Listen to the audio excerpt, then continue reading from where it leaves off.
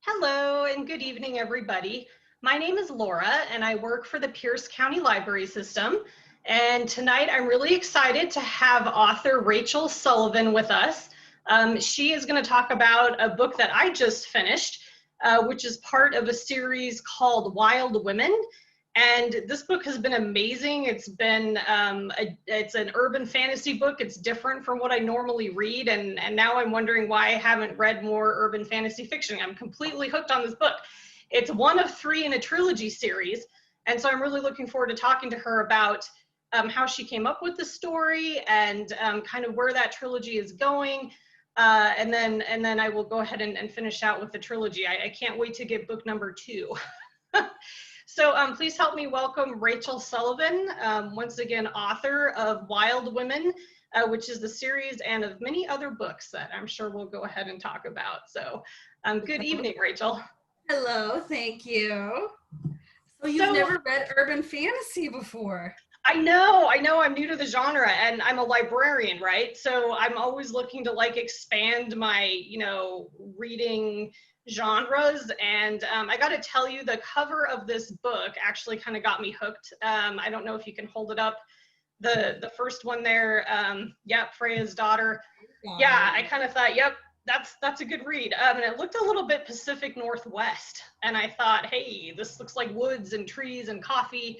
And what's awesome in this book is that there's woods and trees and coffee and a sexy cop and a lot of like local references and stuff. So that was really motivating me as I read. I could totally see the area and the beauty, and that was all really, really great. So how did you get started on that genre, and how did this story of Faylene come to you? I got started, my first book that I ever wrote was historical, actually. I started querying it to agents, and I realized I don't want to be published in this genre long term. To be honest, Twilight came out, and I had never really, last time I had read paranormal was when I was a teenager. I read Louise Duncan's like Down a Dark Hall and I Know What You Did Last Summer and those types of books. And so I read the Twilight series and I looked up the author, and it was such a, just mixed fantasy and reality. And I thought, you know what, if she can do it, so can I. And so that's when I started writing. The second book I wrote was a Siren novel where this was basically monster girls. And that's kind of where I figured out, this is what I write. I write about monster women. Signed 2 different agents with that book. Neither of them could sell them to publishers. Publishers at the time were saying that nobody wants to read about monster girls. So we got to talk about the feminine power in this book. Yeah. It's time, man. It's time. This was 2012, 2013. That's what they were saying. So my agent said, okay, well, right now the YA market isn't cool with monster females. What about the adult market? And then that's why I wrote Freya's Daughter. Yeah. Oh, I can see it as a YA book too. But of course I'm in the business, so I'm seeing a lot of, a lot of that now. And that's had to have opened doors for you and some other writers as well. Now I had mentioned, put this in the category of urban fiction. Would you consider that more paranormal fantasy, or what's the genre of your Wild Women series? The Wild Women series is urban fantasy, and the reason why they have that there is a lot of paranormal books are paranormal romance. And so to distinguish the formatting of the book, it's an urban fantasy. So there's one main character. She has something to do, and there's lots of layers in world building, and there is romance, but romance is the side plot. It's not the main plot. If it were paranormal, like I'm working on a paranormal romance series right now, I've got 2 characters, 2 dual POVs, romance, and how they fall in love is the story. Oh, that's awesome. And if you don't mind my asking, can you give out the name of the one you're working on? Yeah, so I signed a contract for, it's called Obsidian Falls series, It also takes place in Washington, and it follows a coven of witches in a mountain town. Well, a very paranormal mountain town. I'm so there. Where's my ticket? Like, I part of what I liked about Frey's Daughter was it was good escapism. It was a different genre for me to try. But also, like I said, the landscape was familiar. It was Washington State and a little bit of California, and then another state as well in the South.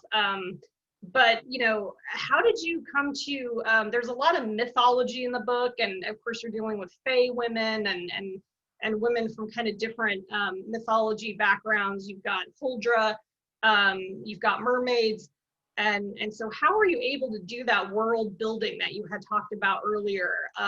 You know, when you talked about kind of layering it in for this particular type of genre. So one of my favorite research topics is pre-patriarchal mythology and folklore. It's actually pre-patriarchal anything really. Mostly pre-patriarchal societal systems, religions, all of that fun stuff. And so what I wanted to do was I wanted to tell the story. If you notice in a lot of our mythology and folklore, even around the world, if a female folkloric being is powerful and strong and doesn't apologize for it, and no male is lording over her in any hierarchical sense, she is a monster. And you'll see it time and time again. And so I wanted to go back to some of the earlier ones, and one of them was Huldra. They were the Norse forest protectors. And then as the societal norms changed, of course, and women were kind of downgraded, their story changed a little bit, well, more than a little bit, to make them monstrous. And so what I wanted to do was I wanted to write a series that touches on different groups of monster women around the world, and then shows their redeeming qualities and how they were mislabeled due to power-hungry establishments. Wow, that's, I wish I was that eloquent. This is why you write and I read. Yeah, you know, I can think of an example, Lilith. Some people don't know, you know, Lilith is in some stories considered Adam from the Bible, biblical Adam and Eve. It would be Adam's first wife, who was conveniently written out of, you know, most of the common kind of biblical interpretations of that story. And there's a lot of literature and scholarship on why that is, and definitely led by some feminist scholars in the academic arena there.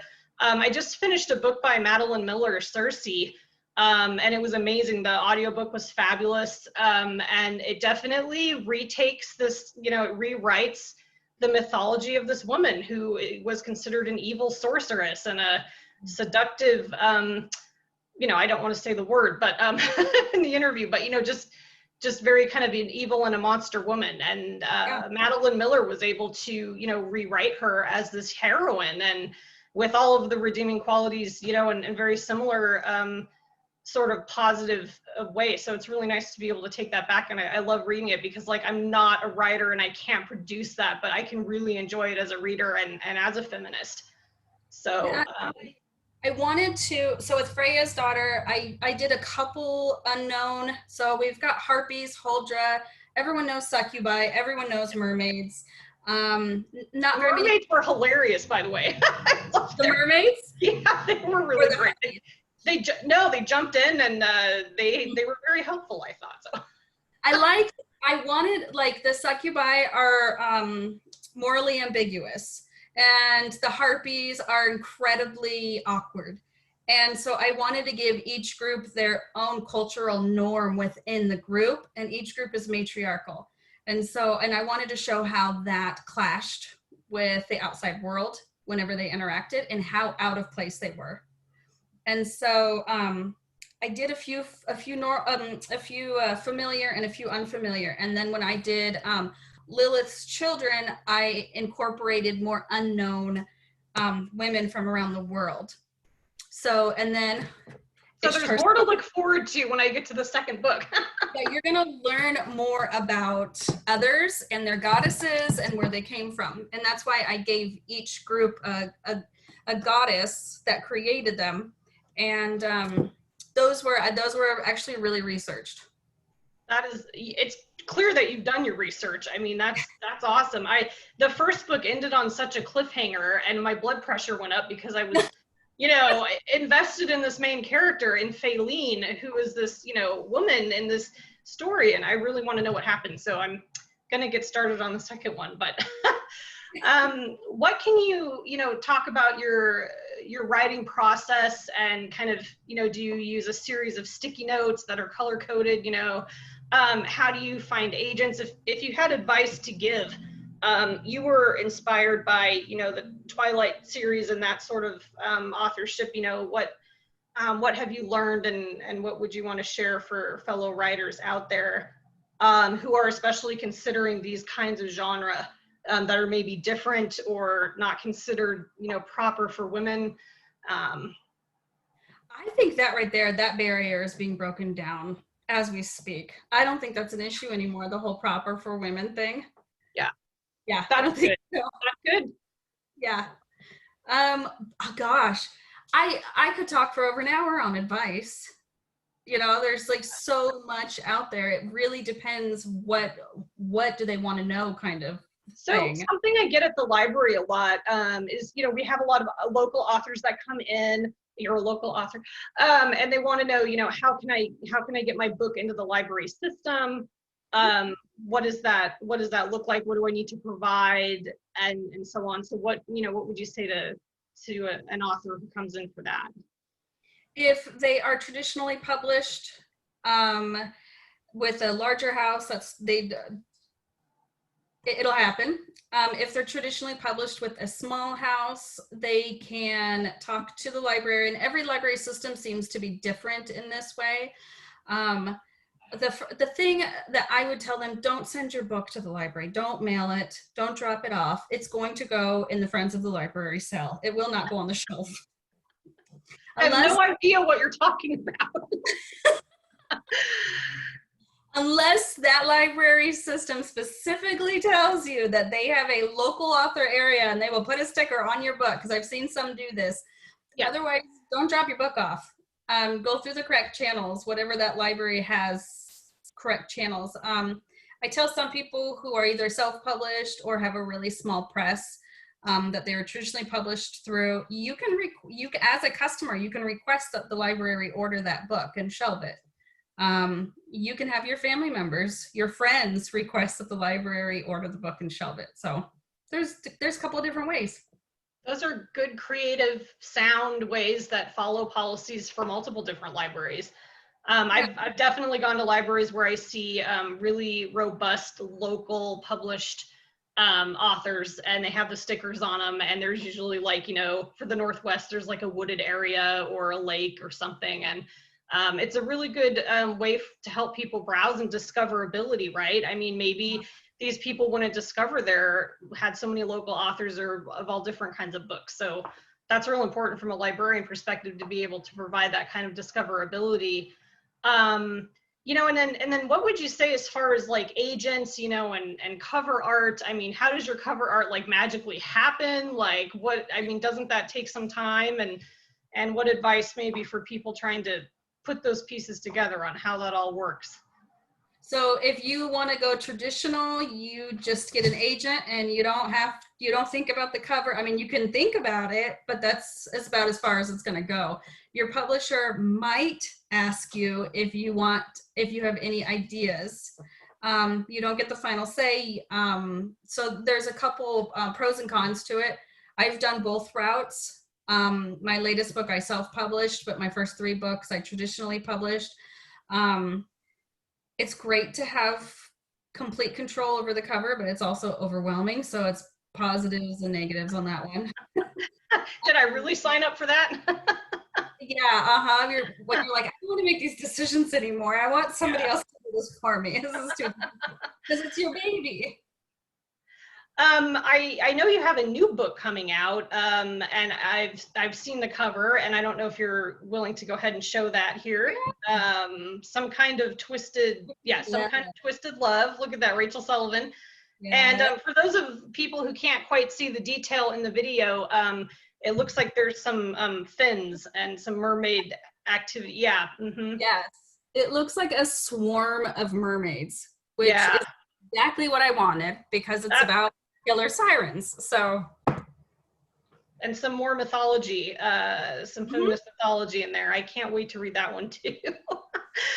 Also, I noticed your mermaid artwork in the background there on your wall. So I have had a thing with mermaids. I grew up the Pacific Northwest, and I remember going on the ferry, and even as a little kid looking over the side of the ferry and thinking about all the mermaids that lived in the Sound. And so ever since then, I've just had a thing with mermaids, and so they're in most of my books. Yeah, there's a part in the first novel, going back to Freya's daughter, I believe, where they go to some land out in the Sound that maybe isn't visible by, people who aren't involved in the paranormal. Yes. That was a pretty great escape for me as well. The Northwest is a magical place, and it was just really great to read that in the book. I actually, the mermaids in the Wild Women series, they live on an island. It actually is a real island. It is off the coast of California. You do have to take a boat there that only, the boats for the public only go a couple or a few times a year, and it has to be during a certain season. And it's not a habitable island because the weather is so finicky. Oh, conveniently. Right? How convenient. And so I thought, oh, it's finicky because there's mermaids that live there that control the weather. So, yeah. And I know, who knew? That's why Some Kind of Twisted Love takes place on Friday Harbor. Again, I always stick with the Washington theme. It takes place on Friday Harbor, and there's actually an island that used to be called Dead Man Island off of Friday Harbor. It's called something else now. But they used to call it Dead Man Island because bodies used to wash up on the shore because of the way that the currents worked. And so I decided to create, that was the island where the siren ancestors held their parties and killed people. That sounds awful. I mean, yeah, I think it's good that they had parties. Like, sometimes the mythology goes into like these areas where it's like you can't relate to them because they're, and Circe was great, but also like I can't relate to someone who lived 3,000 years ago mythologically. I mean, the women and the creatures and the different species of paranormal characters are all living today. They're driving cars, they're partying. The Faylene has quite a sexy cop in the first book, kind of on-off relationship. That was a very nice part of the book to read, I'll admit. And so, these people you can relate. I mean, it's in the here and now. It's not mythology that has happened thousands of years ago, yet you are able to patch that together with kind of bringing it back to that pre-patriarchal, that we talked about at the beginning, and making it really relevant to today's readers. So thank you for being such an inspiration. Thank you. Yeah. No, I like to see pattern. Like, I have this thing where I find patterns and stuff.